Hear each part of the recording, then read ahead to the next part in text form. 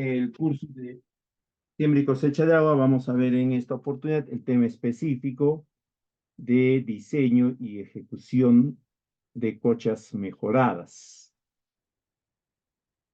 Tenemos entendido ya todos nosotros que el Estado viene promoviendo el desarrollo de inversiones en torno al servicio público de recarga hídrica de los suelos y también de los acuíferos.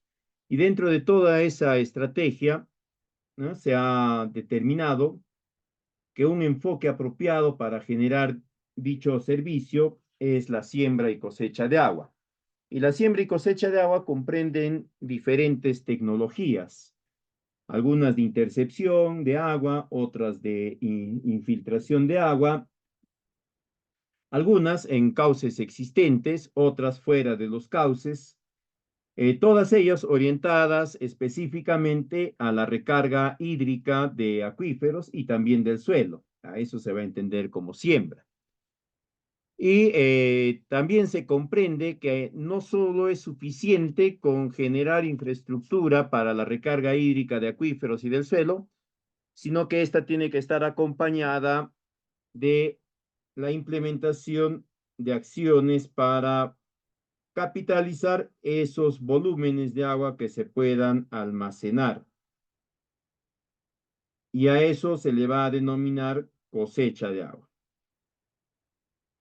Dentro de las variadas tecnologías que tenemos para la siembra y cosecha de agua, una muy predominante y la que genera una recarga hídrica de acuíferos de una forma masiva y rápida van a ser las cochas. La denominación es específica de nuestra zona, ¿no? Pero en la práctica viene a ser un represamiento de agua emplazado en una depresión natural donde a través de la tecnología se ha implementado un dique de tierra. Eso va a ser en la práctica la cocha. Y la denominación específica simplemente es parte de nuestro idioma, ¿no? No es una tecnología exclusiva, única, nuestra, que no se haya contemplado en ninguna otra zona, en ningún otro territorio, por si acaso. La denominación sí es específica, pero la tecnología no lo es así, ¿no? Ahora, esta tecnología de las cochas tiene también su propia estrategia de promoción, que es a través del programa Sierra Azul. Pero además de ello, también tiene sus aspectos técnicos, sus aspectos normativos que vamos a ver en esta oportunidad. No hay que olvidar que las cochas, ¿no?, como tal, como infraestructura, es una de las tecnologías que se va a desarrollar en la siembra y cosecha de agua. No es la única tecnología.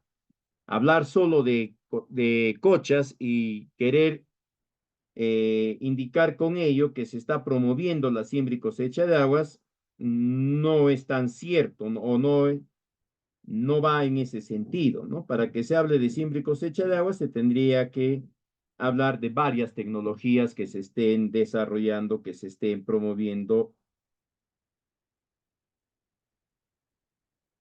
en un mismo territorio.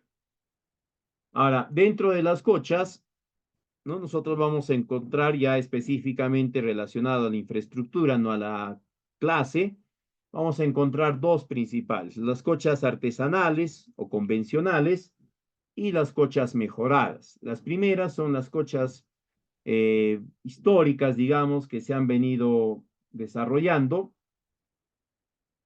¿no? Que tienen sus características que también vamos a comentar.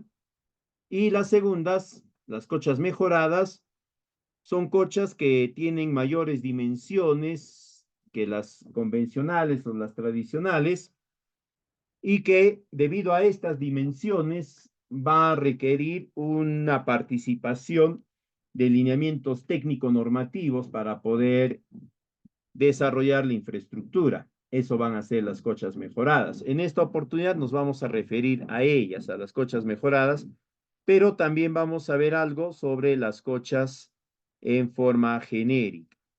¿Sí? Entonces, el temario es el siguiente. Se va a ver en primer lugar algunos aspectos generales sobre el diseño y la ejecución de cochas. Luego vamos a hablar sobre los criterios de diseño y por último la ejecución de cochas. Entonces, vamos a iniciar con el desarrollo. Cuanto a los aspectos generales, ya todos sabemos que la cocha va a ser un espacio natural, espacio generado en una depresión natural en la cual se va a poder capturar agua proveniente de la precipitación. Van a estar ubicadas en las cabeceras de cuenca, es decir, en las partes altas. Y la otra característica es que van a tener un punto de desagüe que se va a caracterizar por ser un estrechamiento en el vaso y en ese estrechamiento, que además debe de tener otras condiciones que vamos a ver más adelante, se va a construir el dique. Esa va a ser en la práctica una cocha, hablando de ella como infraestructura. Ahora, si consideramos a la cocha como componente para la prestación del servicio de recarga hídrica del suelo, del acuífero, ya tiene otra comprensión la cocha, ¿no? Va a ser una estructura que va a estar ubicada igual en la cabecera de cuenca y que va a estar vinculada, ¿no?, a una capa permeable que va a permitir la infiltración de agua para la recarga de un acuífero subterráneo. Eso ya como componente del servicio de recarga hídrica. Es una estructura que va a estar emplazada en una depresión natural cuya base va a ser de material fragmentado, de material que facilite y permita una infiltración rápida, y esta infiltración va a devenir en un acuífero subterráneo. Por eso es que la cocha es una estructura por excelencia para la recarga de los acuíferos. Está bien, está mojado. La finalidad, como ya lo hemos dicho, es en primera instancia la recarga del acuífero y luego, como parte de un sistema de siembra y cosecha de agua, la cocha va a tener como finalidad el control de la escorrentía superficial del agua en estas partes altas de la cuenca y por lo tanto va a tener también como finalidad la reducción de la erosión hídrica superficial, ¿no? Porque la cocha va a contener agua, por lo tanto es agua que antes discurría o escurría por la superficie y arrastraba material, ahora no lo va a hacer y en ese sentido va a disminuir la erosión hídrica. En cuanto a los tipos, ¿no? No hay que confundir tipos con clases, ¿no? La anterior habíamos mencionado en clases, habíamos mencionado que eran tanto cochas convencionales y cochas mejoradas. En cuanto a sus tipos, tenemos acá 3 tipos y estos tipos están determinados por la capacidad de infiltración que presenta la cocha. Va a ser una cocha denominada de cosecha de agua cuando el suelo de la base de la cocha está formado por material poco permeable. Eso va a hacer que la infiltración sea lenta, por lo tanto, el volumen de agua captado y almacenado por la cocha va a permanecer más tiempo ahí, ¿no? Entonces no se va a dar una infiltración rápida por esta característica y se denominan cochas de cosecha porque el mayor porcentaje de agua no va a favorecer la infiltración, sino va a permitir su aprovechamiento. El otro tipo de cochas es la cocha de siembra, que es lo opuesto. a la primera. Esta cocha de siembra se caracteriza porque el suelo de su base está formado por material muy fragmentado. Y eso hace de que la infiltración sea mucho más rápida. Por lo tanto, se favorece la recarga del acuífero. El volumen de agua que está almacenado va a infiltrarse a mayor velocidad, no va a permanecer mucho tiempo o demasiado tiempo o tanto tiempo como las cochas anteriores ahí contenido. Y finalmente tenemos el tercer tipo de cochas, que es la cocha mixta, que se caracteriza por que su base está conformada por material poco fragmentado, poco permeable, y los bordes de la cocha está formado por material permeable que favorece la infiltración. Entonces va a haber un momento en que la cocha va a infiltrar agua, va a recargar el acuífero hasta cierto nivel, y de ahí cuando ya el nivel está a la altura de la superficie poco permeable o de la base poco permeable, ya va a empezar a infiltrar a menor velocidad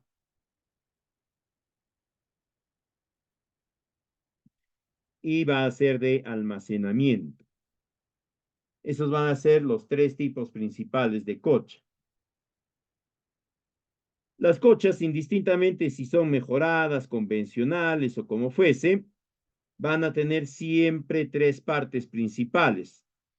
La parte que está aguas arriba de la cocha, que va a venir a ser toda el área tributaria, es decir, todo el área que va a generar escorrentía y va a generar también el direccionamiento del agua hacia la cocha.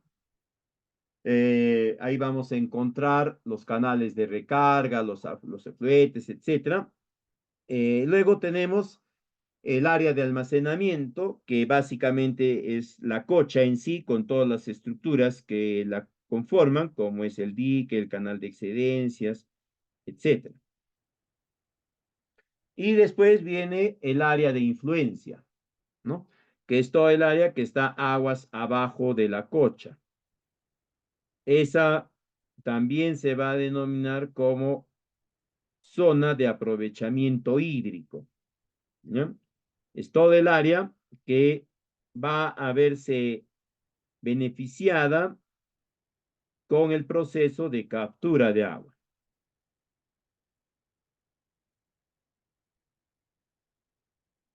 ¿Ok? Ahora, bien, lo otro que tenemos que tener nosotros en cuenta es que dentro del área de almacenamiento, donde está la cocha, vamos a encontrar diferentes estructuras. ¿Cómo va a ser el propio dique? ¿No? El aliviadero, el canal de excedencias, como ya mencionábamos.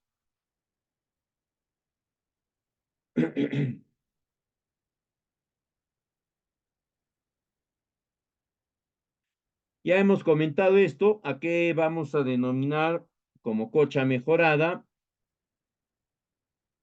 Básicamente va a ser una cocha, ¿no? Pero que va a ser generada, va a ser implementada, construida, como querramos llamarle, considerando aspectos técnicos reglamentados para definir el sistema de captura de agua. Perdón, el diseño de la represa, del dique.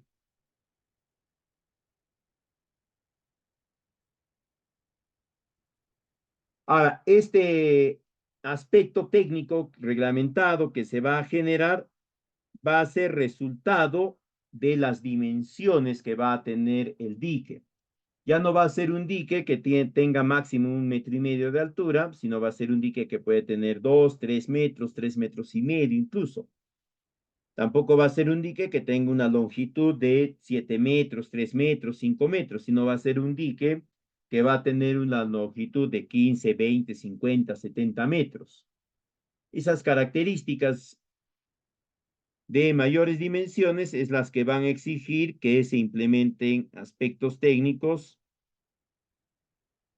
en su diseño para garantizar que sean más estables, más sólidas, que la infiltración sea la mínima posible y otros aspectos más. En cuanto a los criterios de diseño de cochas mejoradas, como habíamos mencionado al principio, estas estructuras van a formar parte obligatoriamente de un sistema de siembra y cosecha de agua, de las cuales van a ser uno de los varios componentes. En otras palabras, van a existir otros componentes que van a poder ser atendidos. Ahora, en el caso específico de las cochas,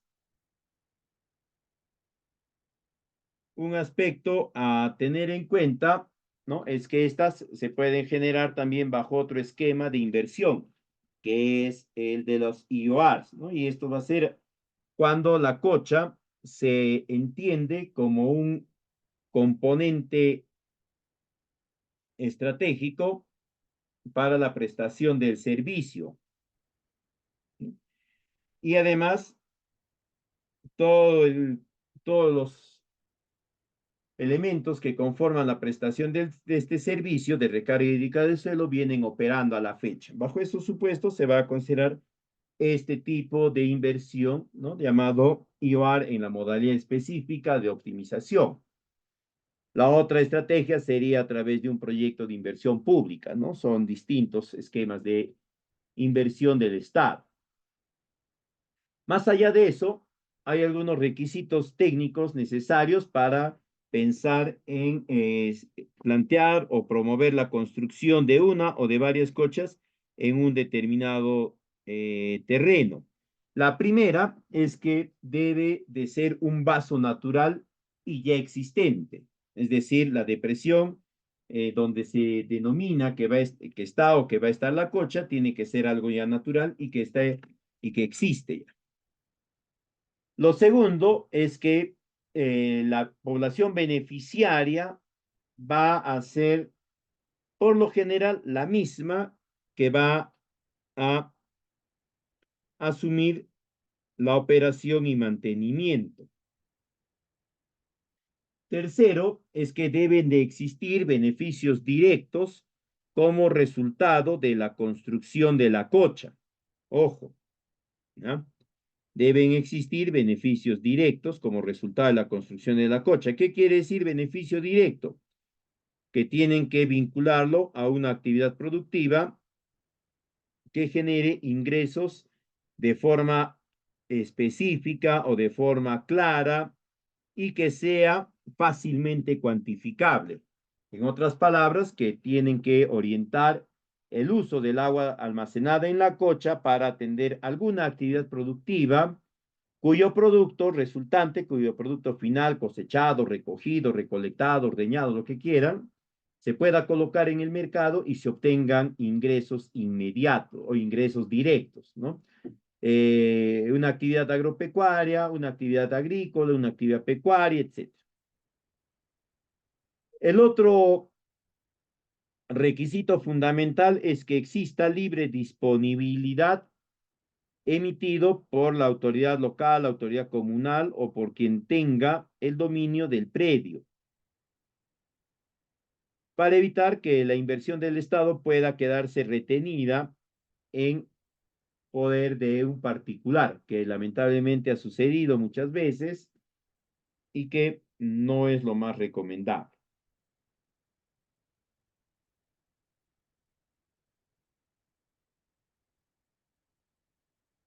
¿Ya? Además de eso, ya debe de existir la opinión favorable de la autoridad local o de la autoridad del agua que indique que la propuesta, el proyecto, no va a interferir con cauces ya existentes ni directa ni indirectamente. En ese sentido, tienen que solicitar ustedes que la autoridad nacional les expida dicho documento, dicha constancia, para que puedan generar la propuesta.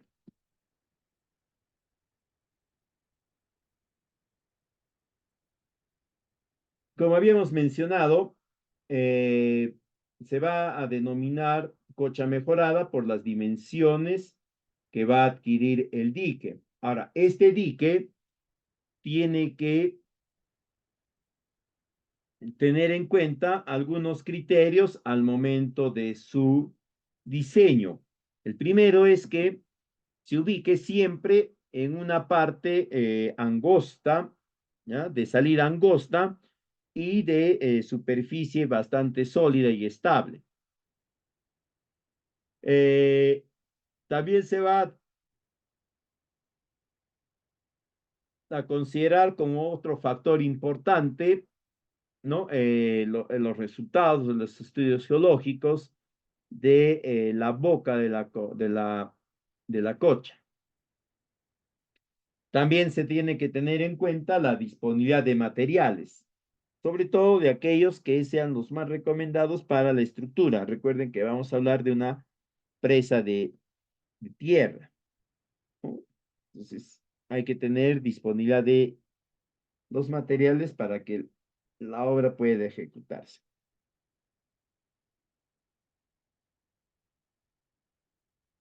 Después se va a tener en cuenta las dimensiones de la cortina, ¿no? Y esto va a estar en función a los resultados de los estudios hidrológicos, ¿no? Donde se determine el volumen de agua que se va a aportar o que va a aportarse proveniente de la precipitación y de la escorrentía superficial.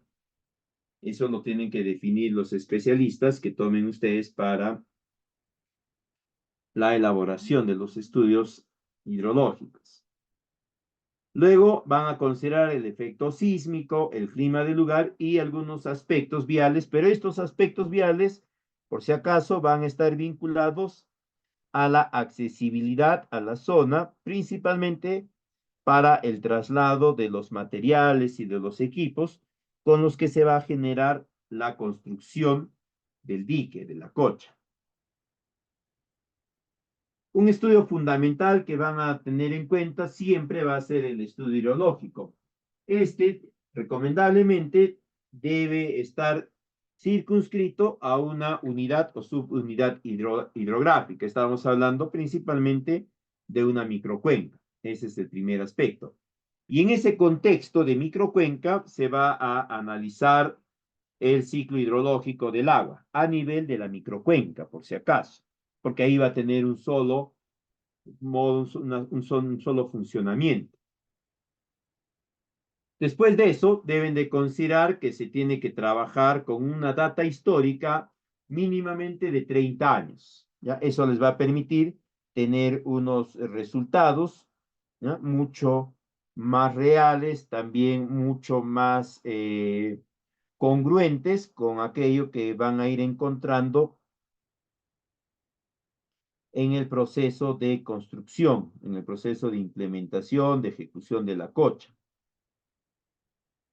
Otro aspecto que van a considerar ustedes es determinar el periodo, los promedios históricos, ¿no? Es decir, de máxima avenida. Esto va a ser fundamental para que puedan determinar cuál es el volumen máximo que podría presentarse, pero además van a definir el periodo de retorno, es decir, en qué año se proyecta que se va a volver a presentar ese máximo histórico. También es importante que determinen ustedes el riesgo de falla admisible, mejor dicho, que determine el especialista, le tienen que indicar eso, ¿ya? Para que él determine el riesgo de la falla admisible, es decir, en qué cantidad de años se podría presentar un evento, ¿no? En el cual el dique, en este caso, falle y pueda colapsar. El otro estudio fundamental que se requiere para la implementación de cochas es el estudio geológico, de geotecnia o de mecánica de suelos, o los tres, dependiendo de la complejidad, etc., ¿no? En este caso, lo que van a tener en cuenta es lo siguiente. Consideren siempre ustedes la incorporación de un profesional idóneo que les garantice una buena caracterización, ¿no? Del perfil del suelo para que puedan tener información apropiada sobre la profundidad de cada horizonte, las características de los mismos y sobre todo que les permite identificar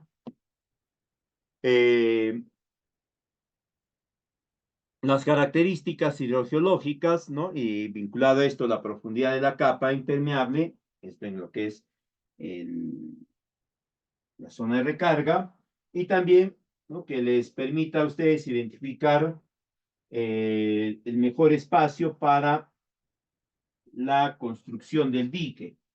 Ese espacio, esa zona donde se va a construir el dique, tiene que tener ciertas características. Una de ellas, por ejemplo, es que el suelo sobre el cual se va a, pues, la zona donde se va a construir el dique tenga cierta pendiente, lo vamos a ver en unos instantes, sea lo suficientemente sólido, estable, para que no pueda ceder el dique.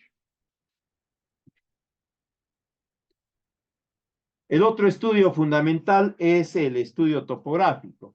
Esto todos lo entendemos la importancia del mismo, ya es el que nos va a permitir a nosotros definir las características específicas ya de la infraestructura que vamos a construir.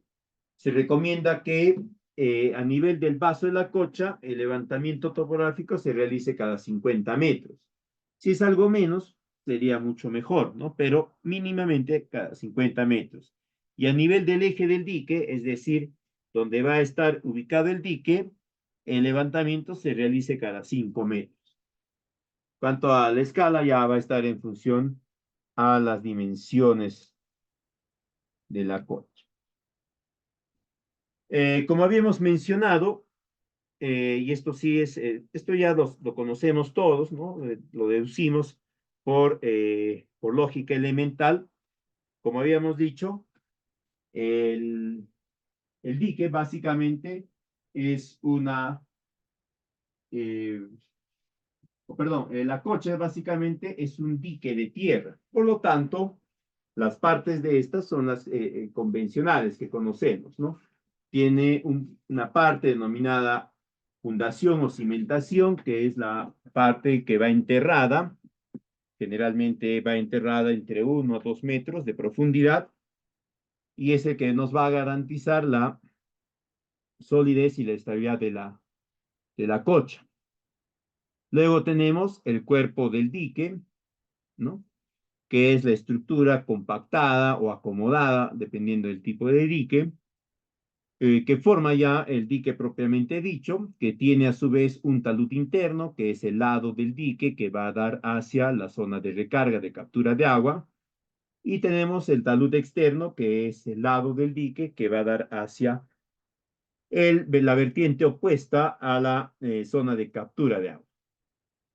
Y finalmente tenemos la corona del dique, que es la parte superior del dique, que por lo general se recomienda que tenga un ancho bastante parecido o bastante cercano al ancho de la cimentación, ¿ya? Para cochas mejoradas tiene cierta distancia ya recomendada. Lo vamos a ver en breve. Bueno, esto hemos visto. En cuanto al volumen de embalse, ya sabemos todos que va a estar en función a la demanda de agua, qué volumen de agua demandamos, y además se va a considerar, ¿no?, los resultados de los estudios hidrológicos basado en los datos históricos que se han analizado. Igualmente, en el aporte proveniente del escurrimiento, ¿no?, de la cuenca hacia la zona del dique. Y por último, ¿no?, se va a considerar el comportamiento mediante el balance hídrico. Además de eso, para definir las dimensiones del dique, sobre todo de altura, vamos a considerar otro conjunto de elementos, de factores para determinar el borde libre, ¿ya? Un aspecto importante para determinar el embalse es que debemos de tomar en cuenta el aporte proveniente de la propia precipitación, es el principal aportante, y luego vamos a tomar en cuenta también el aporte proveniente de los afluentes del dique. ¿Ok? En cuanto al borde libre que les comentaba, el borde libre básicamente es la altura que va a tener el dique sobre el nivel máximo de agua almacenada. Para determinar este borde libre, se recomienda que se consideren los siguientes factores: el efecto de los vientos, que en estas partes altas de la cuenca son bastante fuertes; la acción de las olas, resultado del movimiento de la tierra, además del viento; el efecto de los sismos, más aún si estamos ubicados en una zona sísmica. Un aspecto que también se considera siempre es el asentamiento de la presa. Esto va a estar determinado muchas veces por las características geológicas, geomorfológicas del suelo donde se está disponiendo la construcción del dique. Y por último, se va a considerar también un factor de seguridad de 3%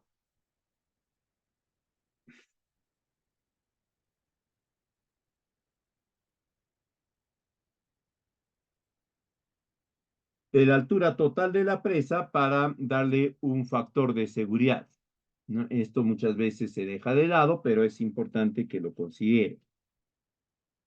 En cuanto al ancho de la cresta o al ancho de la corona,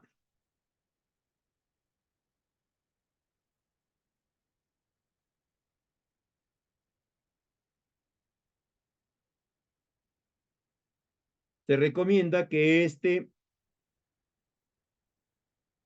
sea aproximadamente de 2 metros de ancho, ¿no? Ese ancho es el apropiado para facilitar las acciones de operación y mantenimiento. ¿Podrían ser anchos menores? Sí, pero ya el movimiento y en algunos casos el traslado de algunos materiales para la refacción, la recolocación de las piedras cara vista en la mampostería del dique del talud interior es más complejo, ¿no? El ancho recomendado es de 2 metros. Otro aspecto importante que van a considerar ustedes va a ser el alineamiento del eje del dique. Se va a recomendar siempre, ya la recomendación técnica sectorial también es que el alineamiento siempre debe de ser recto, es decir, debemos de generar un dique recto. Esto para facilitar los procesos de cálculo en el diseño. Ahora, eventualmente podría darse la situación particular en la cual se tenga que generar un dique, ¿no?, en curva. Y en ese caso, la recomendación básica que se indica es que el lado convexo del dique curvo tiene que estar dirigido hacia la zona de infiltración, es decir, hacia la parte interna de la cocha. De esa forma vamos a garantizar siempre que las fuerzas de compresión se disipen hacia los núcleos de los estribos. Y eso va a permitir que el dique de la cocha sea más estable, no se vea afectado por factores externos que puedan generar su desplazamiento u otros efectos.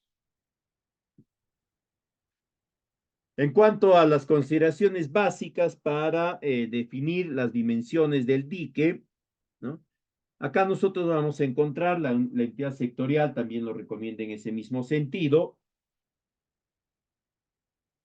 dos indicaciones claramente definidas. La primera van a ser las indicaciones orientadas a las cochas convencionales o rústicas o tradicionales, es decir, cochas que tienen alturas inferiores al 1,5 metros, ¿no?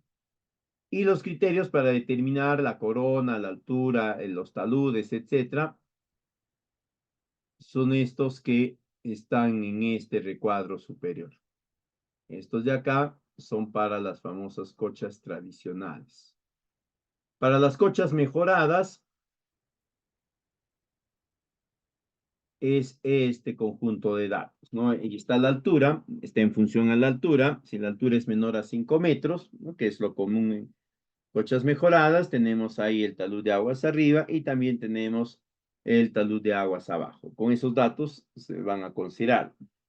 Ahora, ¿en qué casos consideramos que una cocha puede ser mejorada? Básicamente cuando la altura del dique, ¿no? De la parte expuesta del dique, está en el rango del 1,5 metros hasta los 3 metros o incluso más, ¿no? Pero es recién en ese rango. Si la altura del dique es inferior al 1,5 metros, entonces no estamos hablando de una cocha mejorada, sino de una cocha convencional, ¿no? Y ahí se aplican los criterios básicos que hemos estado viendo ya.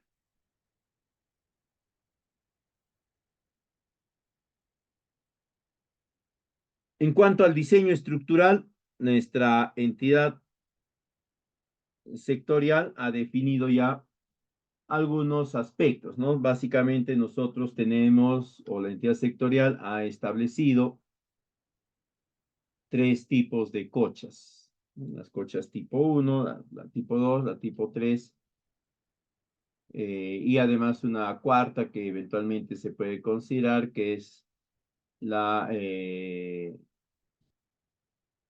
cocha con geobolsas,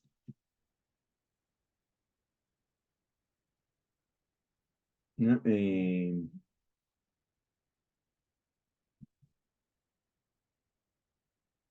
Que tiene sus ventajas y como tal, como todas también tiene sus propias desventajas, ¿no? Vamos a ver en breve este aspecto.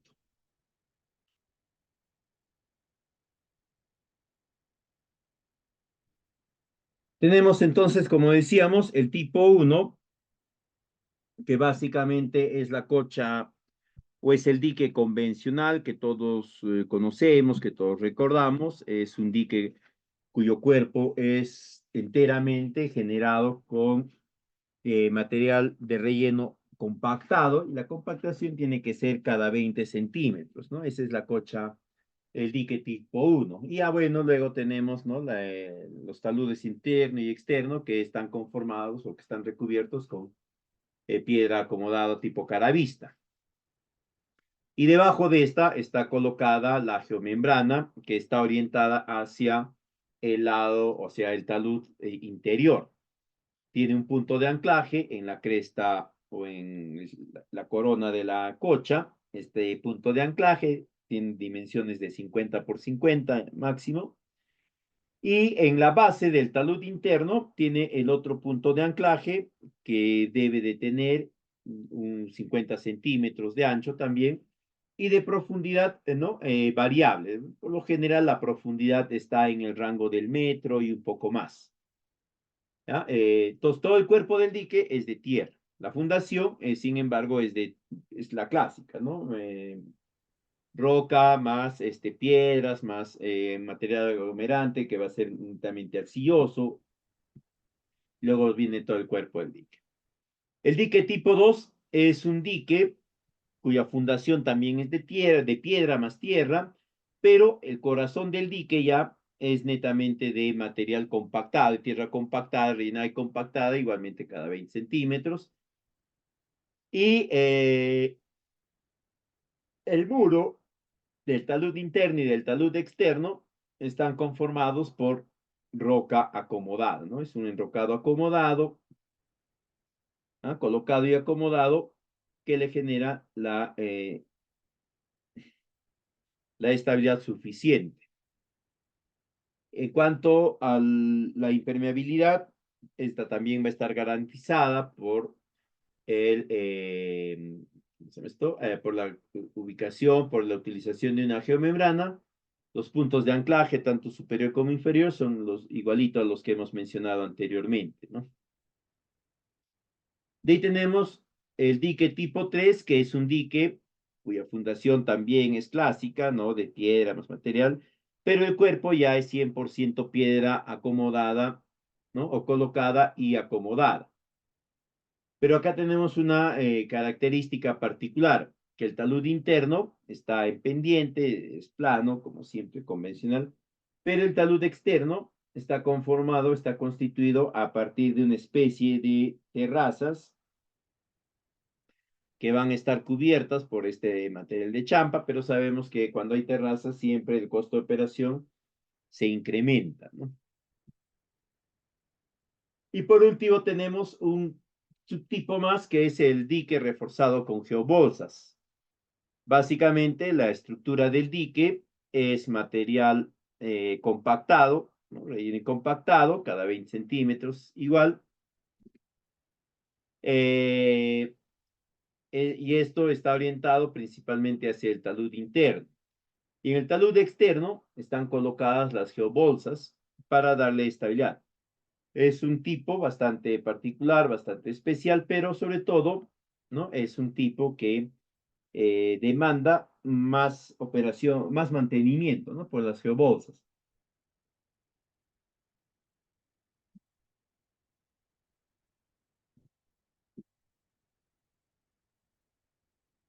Además de ello, hay algunos criterios de estabilidad del dique, ¿no? Primero tenemos que ver todo lo relacionado a la cimentación de presas, como ya hemos dicho, se debe de buscar siempre que el eje de la presa esté alineado hacia es que sea de derecho, y si está en curva, ¿no? Que la parte convexa esté, pues, obviamente hacia la parte interna, ¿no? También tenemos que cuidar, ¿no? De evitar que se puedan generar algunos de los mecanismos de ruptura,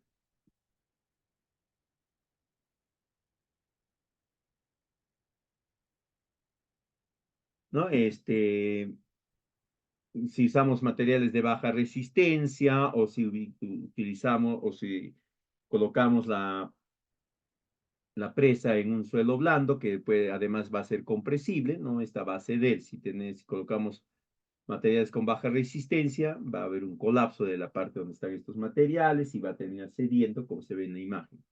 También hay que tener en cuenta que podríamos generar la ubicación de la presa en una zona de cuyos materiales puedan erosionarse rápidamente. Igualmente hay que tener cuidado con ello. De la misma forma, hay que tener en cuenta algunas condiciones geológicas que hay veces dejamos de lado o no las consideramos del todo y que van a favorecer siempre eventos de rotura. Ingeniero, disculpe que le Sí, corte. sí, bueno, sí, sí, dígame. Ingeniero, buenas noches. En las presas que usted indica en el de tipo 2, Sí, si nos podría detallar sobre los filtros. los filtros o el elemento Ajá. para evitar la filtración.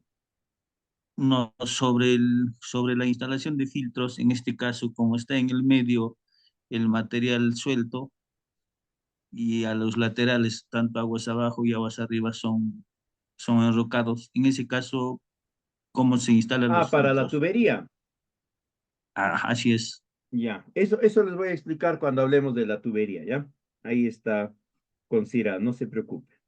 No, pero antes de la tubería, Inge, como va, o sea, el enrocado va aguas abajo y aguas arriba, ¿cierto? Sí, Y en sí, el punto medio, como se puede denominar núcleo, ya, en ese caso, hacia la cara lateral que da aguas abajo, es donde van los filtros, ¿verdad?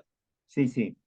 Ya, en ese caso, ¿en toda la longitud se pone el filtro o solamente en tramos como nosotros colocamos, ¿no? En cada cierta distancia. Cada cierta distancia y yo, por eso, cuando veamos la tubería de salida, ahí les voy a explicar eso, ¿ya? Ok, Para, bien, para no pero gracias. enredarnos mucho, si no nos vamos ¿Ya? a enredar posiblemente y terminemos mal comprendiendo algo. Entonces, le decía, hay que tener en cuenta, ¿no? Hay que evitar estas condiciones geológicas que siempre favorecen los procesos de rotura. Eh, Rocas sedimentarias, por lo general, es el descuido, digamos, más común, ¿no? Que se presenta. El otro descuido, el otro evento que generalmente vamos a encontrar es que se pueden presentar pliegues inclinales, ¿no? Y todos van a estar centrados, pero como les decía, esto de las rocas sedimentarias. Ahí es determinante el estudio geológico, ¿ya? Para que ustedes puedan tener un buen conocimiento al respecto y eviten estas situaciones. No siempre, ¿ya? Vamos a encontrar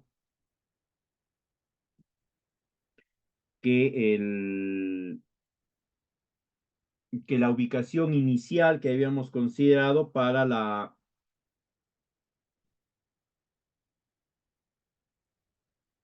ubicación del dique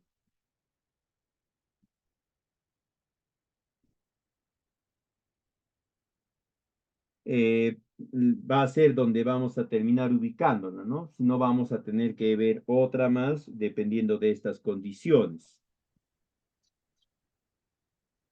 Vamos, que me lo gusta atrás. Igualmente hay que considerar siempre evitar la presencia o el evento que se pueda dar que favorezca alguno de los mecanismos de falla en presas de tierra, ¿no? El principal es el rebosamiento. Para eso tenemos que determinar muy bien cuál va a ser el volumen de agua máximo que va a poder almacenar la cocha y tenemos además de ello que definir las características de dimensión apropiada del canal del aliviadero y del canal de excedencias. Hay veces definimos bien las dimensiones del aliviadero, pero las dimensiones del canal de excedencia no corresponden al volumen de agua que se espera extraer y tampoco a la velocidad de extracción, ¿no? Entonces el aliviadero puede ser amplio, puedes tener la sección idónea, óptima, pero el canal de excedencias tiene una sección más reducida. Eso hace de que el agua pueda, digamos, disiparse o ser extraída a la velocidad deseada, se contiene una parte y termina rebosando, ¿no? El dique. El otro aspecto que se tiene que tener en cuenta es evitar la erosión interna y esto se ha controlado fácilmente en las cochas mejoradas con la colocación de la geomembrana, ¿ya? Esta geomembrana, y esa es otra de las características de las cochas mejoradas, ¿no? Es el uso de la geomembrana que facilita o que garantiza la impermeabilidad, ¿no? Es la que va a evitar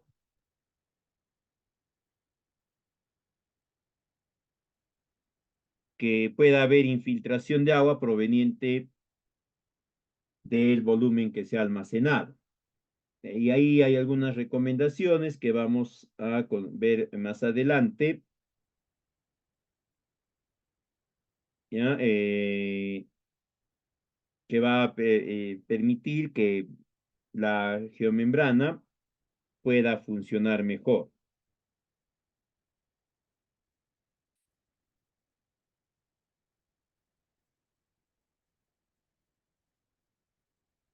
En cuanto a la ejecución de cochas, acá vamos a ver, vamos a responder también lo que nos estaba preguntando hace rato, ¿no? De esto de la colocación de los filtros.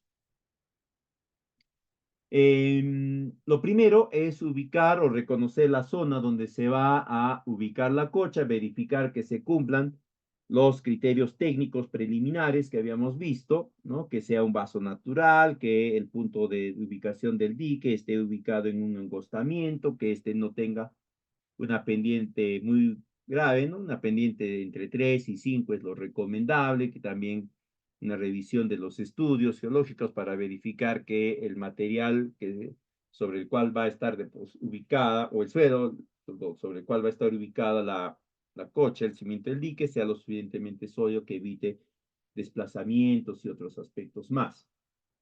Un aspecto importantísimo, antes que me olvide, es que verifiquen que el material rocoso sobre el cual va a estar ubicado el dique de la cocha no sea de naturaleza calcárea.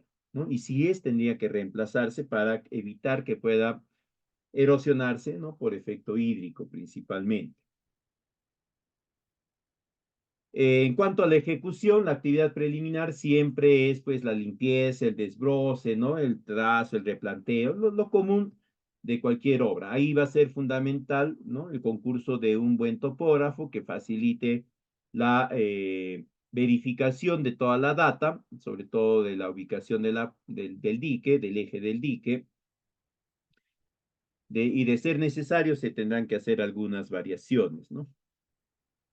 Eh, para definir o corroborar la correcta ubicación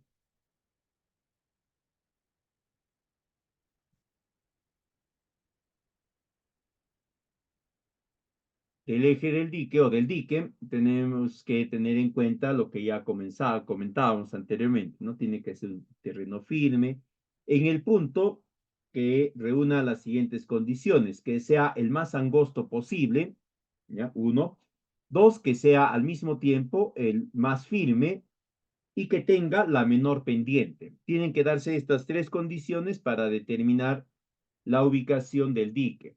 No solamente dos, sino las tres. Esto va a minimizar en gran medida algunos problemas relacionados al desborde, al deslizamiento, etcétera, ¿no? Ahora, en cuanto a cuál es la pendiente que debe de tener, está, como les decía, entre 3 y 5%, ¿no? Por ahí va a ir variando. Más de 5% no es recomendable, ¿ya? Tendrían que revisar y verificar si hay otra zona, ¿no? Con algo menos de pendiente para poder ubicar esto. Luego sigue el trazado del eje, ¿no? Esto de acuerdo al plano, vamos a verificar, ¿no? Y donde nos indique, ya en donde nosotros previamente hemos corroborado, trazaremos la línea. Como ven ahí, ¿no? Lo que les estaba comentando, el eje no debe estar ubicado en terrenos con pendiente que esté por encima del 5%. Una vez trazado el eje del dique, ¿no? Vamos a trazar la zanja de excavación de la cimentación del dique. Para eso vamos a dividir entre dos el ancho de la base del dique, de la base de la cimentación del dique, y vamos a ubicar cada uno de esos valores hacia el lado izquierdo y hacia el lado derecho del eje que hemos trazado, ¿no? Si, digamos, el ancho de la zanja mide 2 metros, ¿no? Del eje que hemos trazado previamente, tomamos 1 metro hacia el lado izquierdo y otro metro hacia el lado derecho y tenemos ya el trazo de la zanja y procedemos luego a la excavación del mismo. Esta excavación, la apertura de la cimentación puede ser manual, ¿no? Sin embargo, se recomienda pues la incorporación de maquinaria, ¿no? Dadas las dimensiones del dique, sobre todo la longitud, ¿no? No es lo mismo pues excavar a mano, qué sé yo, 5, 10 metros, ¿no? De largo por, qué sé yo, 1 metro de profundidad, a excavar pues, ¿no? 50 metros de largo por 1,5 metros tal vez de profundidad, y además que vamos a encontrar rocas y otras cosas. Entonces, vean ahí, ¿no? Si ha sido pertinente, se ha considerado, ¿no? La incorporación de estas maquinarias. Eh, la recomendación técnica nos indica que la profundidad mínima que debería de tener la zanja del dique, la zanja de cimentación del dique, es de 1 metro, ¿no? El valor más recomendado de profundidad está cercano al 1,5 metros, ¿no? 1,40 metros, 1,50 metros. ¿Podrían eventualmente hacerlo algo más profundo? Podrían, ¿no? Pero recuerden que van a requerir mucho más material para la cimentación, dependería si en el expediente se ha verificado que hay disponibilidad del material idóneo para todo este volumen que se va a rellenar, etcétera, ¿no? Ya ahí entran a tallar otros aspectos. Pero la profundidad mínima que se va a exigir siempre va a ser de 1 metro. Luego de eso se procede ya a la cimentación, ¿no? Ya acá se van a ir colocando rocas grandes, evitando o verificando que sean rocas que no sean calcáreas para empezar y que también no tengan eh, depósitos de líquenes, de musgos, ¿no? Y si estas tienen, habría que retirarlas, ¿ya? Y para garantizar que estas no se vuelvan a presentar, la recomendación es espolvorearles lejía. Eso va a garantizar que muchos de estos organismos perezcan, ¿no? De lo contrario, van a prevalecer. Y como una estrategia que comúnmente se utiliza para la cimentación es la colocación de estas rocas y luego ir acomodando otras piedras y se va mezclando, se va incorporando también algo de material arcilloso ligeramente humedecido, ¿no? Sabemos que algunos de estos organismos, pues, pueden resistir y pueden persistir con bajos o bajísimos niveles de humedad y podría generar algún proceso erosivo, algún otro tipo de reacciones que determinen, ¿no? Algunas fallas dentro de la cimentación. Importante es que se vaya así realizando una buena compactación, ¿no? Cada que se va colocando estos materiales, sobre todo el material suelto, la tierra, hasta alcanzar el nivel del ras del suelo para empezar ya la conformación de la estructura del dique, ¿no? Dependiendo si es un tipo 1, tipo 2 o tipo 3, ¿no? Ya iremos construyendo el cuerpo del dique, ¿no? De acuerdo a ello, ¿no? En este punto ya ustedes tienen que considerar dos aspectos importantes que no se vayan a olvidar. Uno es la ubicación de todo el conjunto de elementos que va a formar el sistema de salida. No solamente es la tubería, sino como también mencionaban, los filtros, ¿no? Estos filtros van a ser importantes para ir reteniendo algunos materiales que se puedan trasladar desde la zona de captura de agua y que al menos yo sí recomiendo que en el punto de ingreso del agua a la tubería de salida se coloque al menos una batería de 3 rejas, ¿no? Para evitar que puedan ingresar demasiados elementos.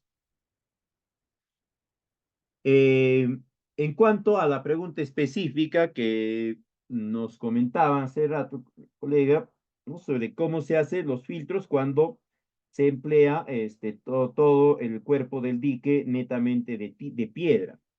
Bueno, eso es una generalidad, ¿no? Es decir, no es de que todo va a ser piedra, ¿no? Y no va a haber ningún espacio, ningún segmento que esté conformado por tierra,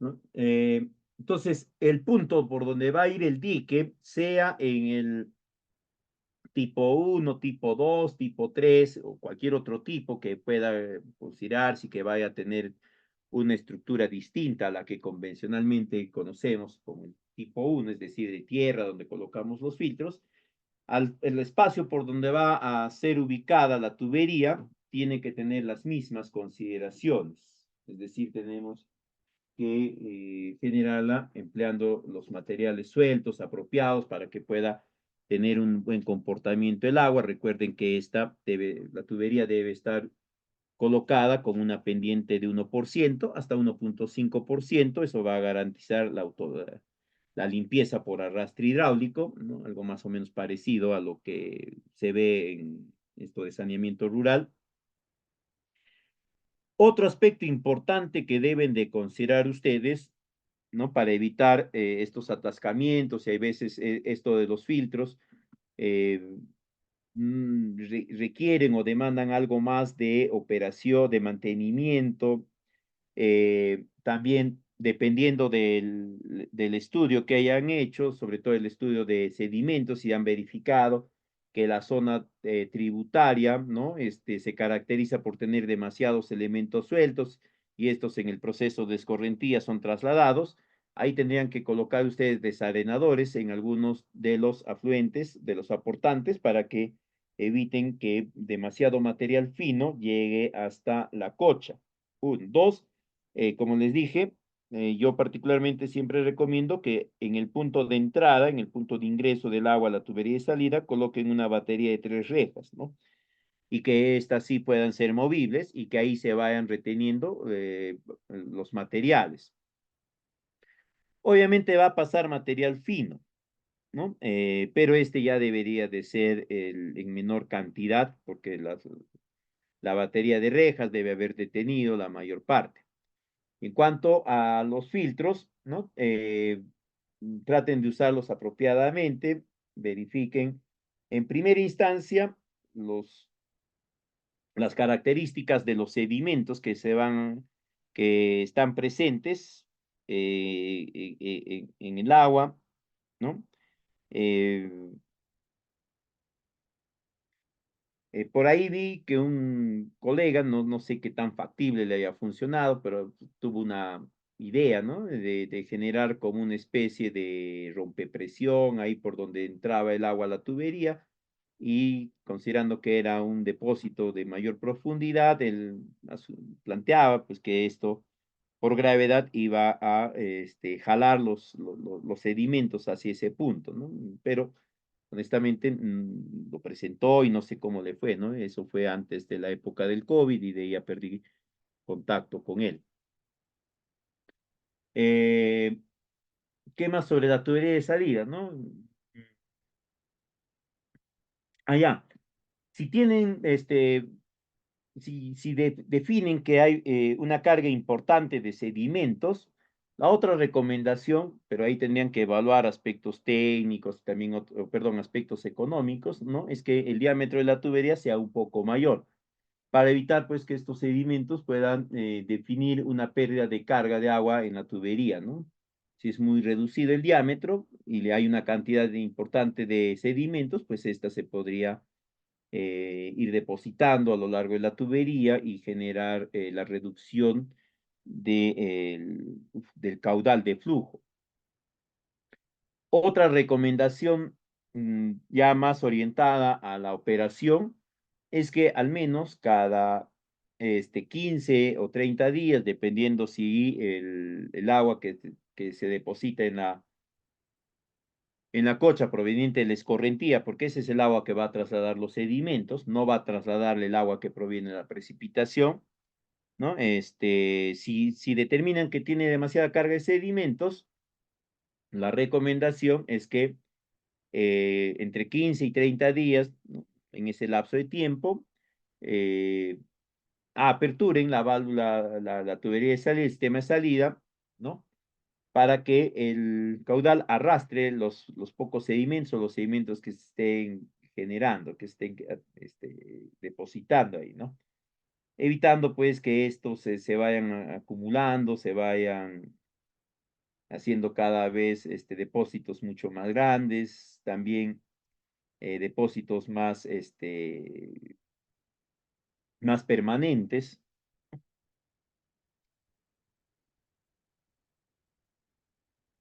Eh, Paralelo a esto, como les decía, el otro aspecto que deben de cuidar es la colocación de la geomembrana. Como ven ahí en las imágenes, la geomembrana siempre se recomienda y que se estila usar es la HDP, porque es más resistente, su colocación es relativamente más sencilla comparada con la de PVC, eh, es menos frágil, digamos, a posibles contactos con materiales finos, cortantes, que pueden generar rasgaduras. En cambio, las de PVC son más frágiles. Otra ventaja del HDP es que no necesitan marcos para la colocación. La de PVC, por lo general, se recomienda que sí tengan marcos de colocación, ¿no? ¿Qué más sobre la colocación? Ah, ya. Van a contratar siempre, ¿ya? Al menos es lo que yo recomiendo, siempre tomen en cuenta la incorporación de profesionales que no solamente tengan conocimiento de cómo colocar la geomembrana, sino que tengan los equipos apropiados y también los materiales, ¿no? Porque hay veces que te dicen, sí, vamos a colocar la geomembrana y tienen equipos, como dicen, hechizos, ¿no? Que los han acondicionado y que no te van a garantizar, es más, no te garantizan la calidad en los sellados. Y ahí el sellado es fundamental, sobre todo el sellado en el punto donde se intersecta la tubería de salida con el talud interior de la cocha. Tiene que ser un muy buen sellado para evitar que desde ese punto se puedan generar algunos espacios por donde se vaya a ir presentando infiltración de agua. El especialista que los va a orientar o que debería de orientarlos, les va a indicar cómo colocar, qué cuidados tener en cuenta. De manera general, yo les comparto una recomendación que le he aprendido también a lo largo de los años, ¿no? Coloquen las geomembranas siempre entre 9 de la mañana hasta la 1, 2 de la tarde, ¿no? Ahí coloquen la geomembrana. Básicamente porque en esas horas no hay corrientes de aire, no hay corrientes de viento a estas alturas. Pasadas las 2 de la tarde, por lo general ya empiezan a presentarse corrientes de viento, ¿no? Y estas corrientes de viento siempre están trasladando material particulado que se puede colocar en la superficie de la geomembrana, justo en el punto donde vas a sellar. Y cuando estas se colocan, el sellado no queda bien. Y es bien difícil que cuando tú quieres hacer el sellado, a partir de las 2, 3 de la tarde, puedas encontrar un espacio donde no sientas el viento y no haya la posibilidad de traslado de este material, ¿no? Por mucho que le hagas sombrita, que te pares delante con tu manta, con tu tapa, con lo que sea. Les digo por experiencia, ya me ha sucedido, ¿no? Y eso no funciona, ¿ya? Cuando hacen, otro aspecto que me estaba olvidando, este, tomen los servicios de profesionales que tienen experiencia y sobre todo el equipamiento adecuado, porque eso también garantiza que las pruebas de resistencia, las pruebas de calidad del sellado van a ser las más adecuadas, ¿no? Va a ser por infiltración de agua en el conducto de sellado, las pruebas de torsión y todo. Hay como 3 pruebas que le van a hacer. Ojo, son 3 y en algunos casos hay algunos que todavía que te ofrecen hasta 5. ¿Ya? No es solamente que lo sellan y quedó sellado, ¿no? Que vemos, vas a ver que no hay infiltración, ¿no? Tienen que hacerte las pruebas respectivas, ¿no? Con todo su certificadito, todo eso, para que tú tengas la seguridad. Recuerda que tú estás trabajando acá, ¿no? Con un volumen importante de agua y una falla, ¿no? En esta colocación de la geomembrana va a generar la infiltración. Y si hay infiltración, va a haber erosión interna rápida. Y eso va a hacer que el dique, toda la estructura del dique, colapse rapidísimo. Bueno, acá está algunas recomendaciones más relacionadas a la colocación de la geomembrana de HDPE, ¿no? Como yo les dije, es la que comúnmente se utiliza. Sin embargo, también podría considerarse la de PVC. No es muy recomendable porque es muy, digamos, es más frágil, es más delicadita que la de HDP, ¿no? No he visto muchas que coloquen. Eventualmente podría ser por un aspecto económico que requiera algo de esto, ¿no? Eh, Luego está ya la recubierta de los taludes. Una vez que se ha colocado la geomembrana, ¿no? Ya se procede a la cubierta de los taludes. Para eso, sobre la geomembrana se coloca una capa de tierra mullida, evitando que tengan elementos cortantes. Ahí va a ser determinante un buen tamizaje para evitar estos. Recuerden que en estas partes altas de las cuencas, lo común es encontrar material fragmentado, ¿no? Material fino fragmentado y que tienen estas superficies angulosas.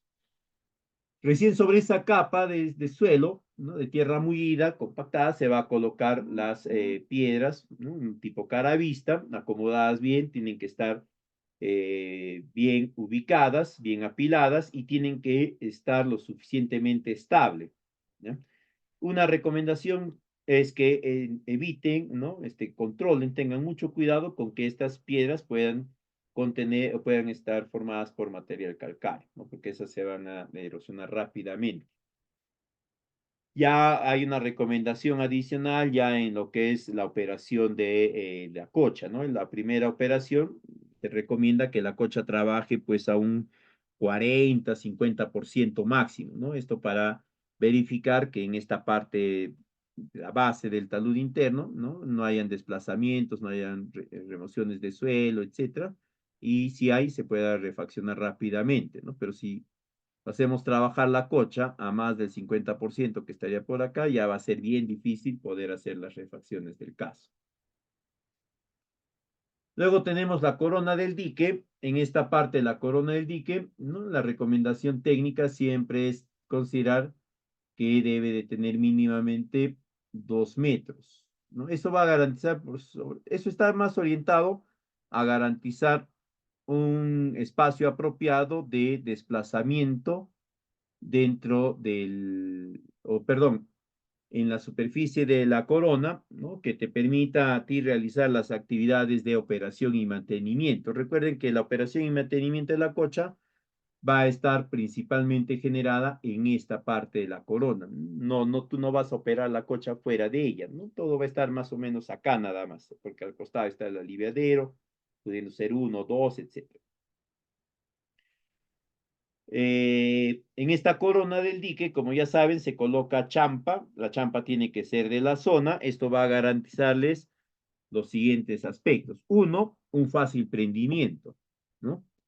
Dos, que no requiera ninguna atención especial, porque está aclimatada la zona, pues no requiere que algo más, un suelo más, un suelo especial, no requiere que tengas en cuenta que si hay una baja de temperatura, se pueda ver afectada, nada de eso, ¿no?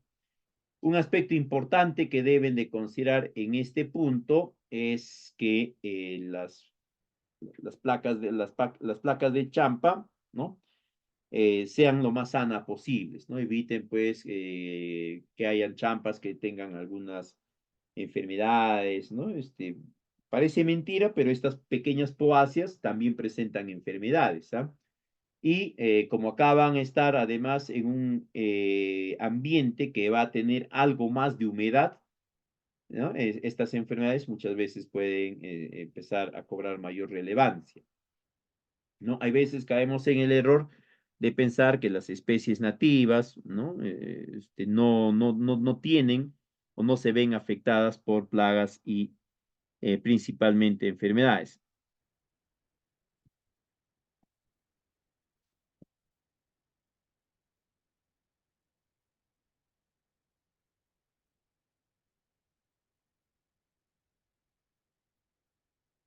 Eh, el aliviadero, en el aliviadero, nosotros todavía manejamos este diseño de aliviadero, ¿no? El aliviadero superficial, que puede ser de sección trapezoidal, de sección rectangular, mampostería, concreto, lo que queramos, ¿no? La característica es que tenga una sección que permita el retiro de un caudal apropiado para evitar que haya un rebose. Ahí va a ser importante que ustedes tengan un buen dato proveniente del estudio hidrológico, ¿no? Sobre todo del máximo histórico y del periodo de retorno, ¿ya? Para que puedan considerar eso. Pero como les decía, no solamente depende del aliviadero, sino también va a depender en gran medida de que nosotros consideremos una buena sección, una sección concordante del canal de excedencias, ¿no? Porque si no se va a formar como un cuello, ¿ya? Otro aspecto importante de este aliviadero es que se recomienda, ¿no? Técnicamente esto es incluso una recomendación de la entidad sectorial, que este aliviadero esté construido a 50 centímetros por debajo de la corona, ¿ya? Mínimamente. A eso ya le tienen que sumar ustedes los cálculos específicos provenientes de los estudios hidrológicos y otros aspectos más, ¿no? Pero así, como dicen a ojo de buen cubero, mínimamente tendría que estar a esa diferencial de altitud, de profundidad para garantizar una extracción apropiada de agua. En cuanto al punto de toma y la tubería de salida, como les decía, ¿no? Acá es importante la participación de un especialista, ¿no? En la colocación de la geomembrana. Como ven ahí en la foto central, ¿no? El proceso de soldado tiene que ser ahí preciso, casi la labor de un artista, ¿no?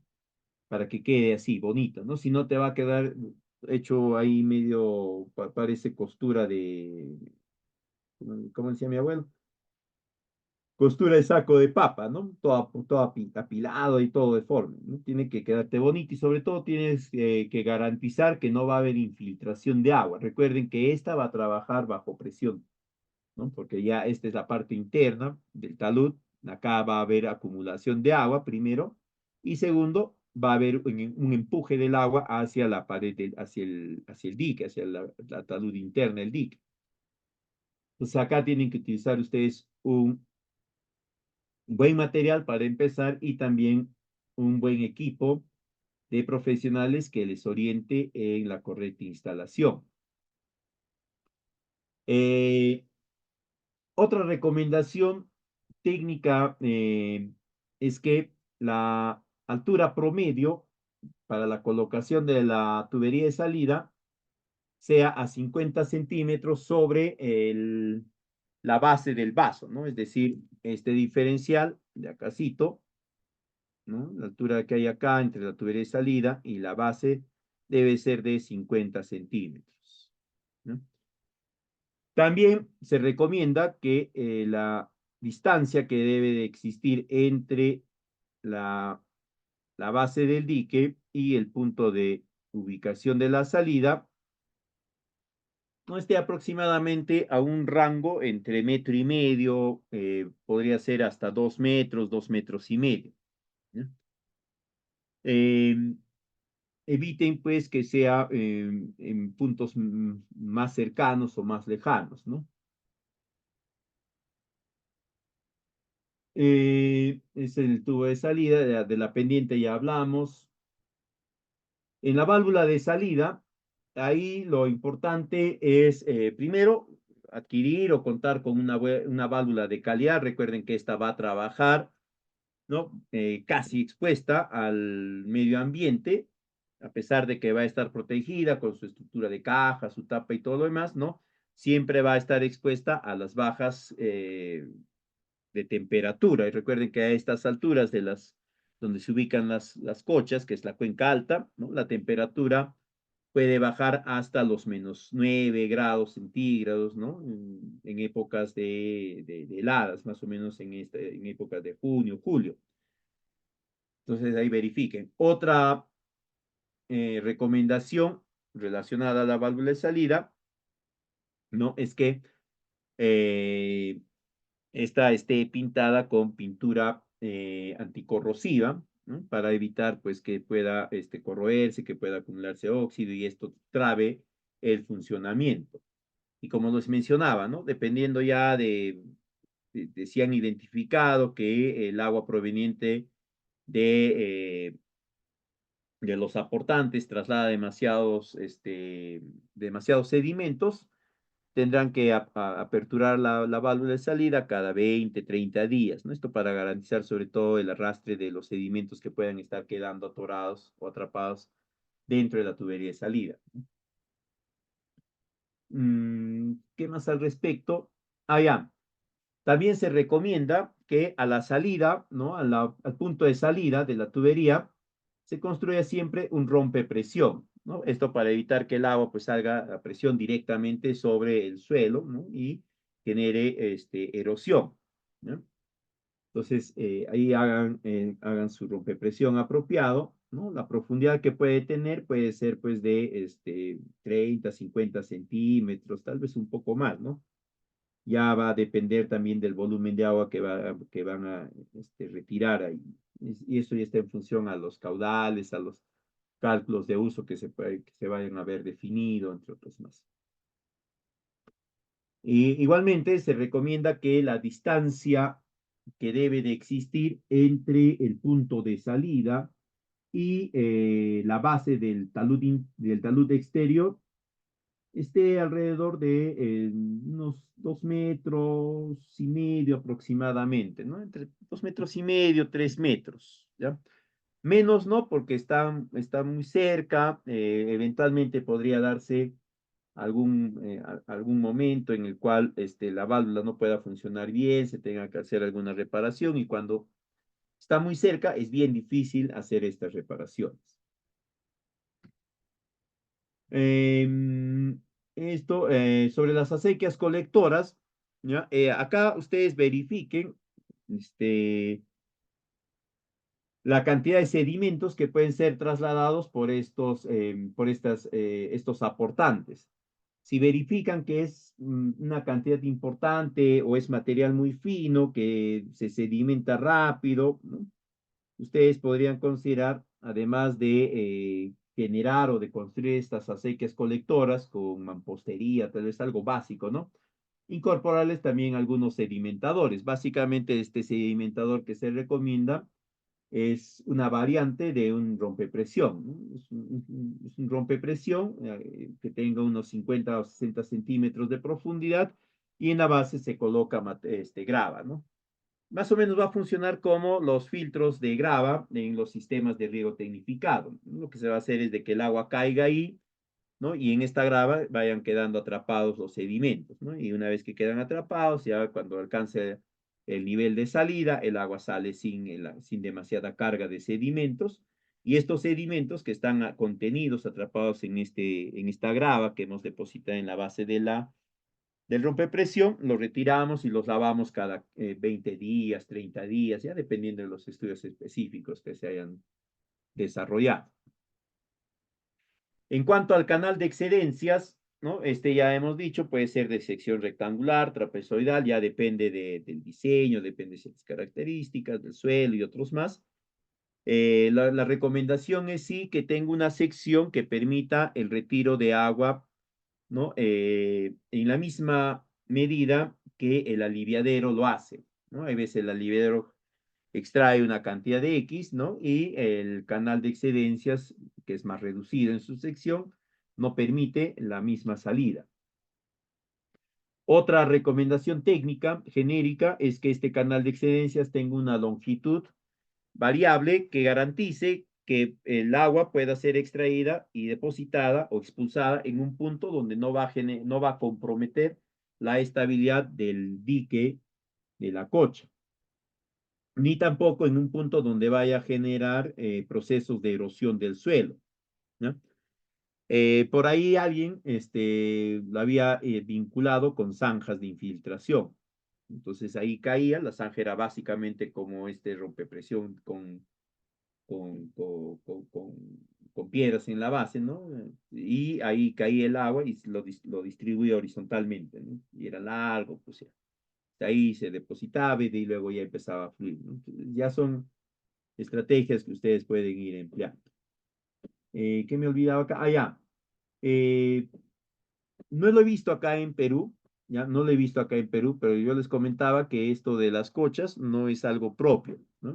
Sí lo he visto en otras latitudes. Estamos hablando de latitud, no hablamos de este hemisferio, ¿no? Entonces, lo que sí he visto es que este aliviadero en otras zonas no es de este tipo superficial, sino es un aliviadero tipo tragadero. No sé si ustedes han visto estos tragaderos que existen, ¿no? En ciertas lagunas. Eso garantiza una extracción de agua más apropiada, ¿no? Entonces, ahí lo he visto, están funcionando, funcionan bastante bien, bastante bien. Requieren algo menos de mantenimiento, son más seguros porque no están expuestos, por lo tanto, no hay material que va a ir cayendo. Lo único que sí tienen cuidado, ¿no? Es evitar, pues, que hayan personas que por curiosidad se acerquen, ¿no? Pero además ya vi que en algunos puntos le habían puesto incluso un cerco ahí, ¿no? Interesante la estructura que habían hecho. Entonces ya podrían ustedes también considerarlo, ¿no? Pero técnicamente nuestros lineamientos técnicos todavía nos indican que el aliviadero es superficial de ese estilo. Bien, sería todo en esta oportunidad. Conjuntamente con la PPT les voy a facilitar ya una hoja de cálculo para el diseño de estas cochas. He intentado abrir el archivo, pero no encontré el archivo. Lo he estado moviendo, lo he estado cambiando, he estado ordenando mis archivos y no me acuerdo si lo he puesto dentro del grupo de archivos para el diseño de presas o lo he puesto dentro de cochas o dentro de algo más. Ahí se me ha confundido, pero yo les voy a compartir a través de este CONCIEP. Les solicitan nada más a ellos que les faciliten tanto la PPT como esa hoja de cálculo. Bien. Entonces, sería todo en esta oportunidad.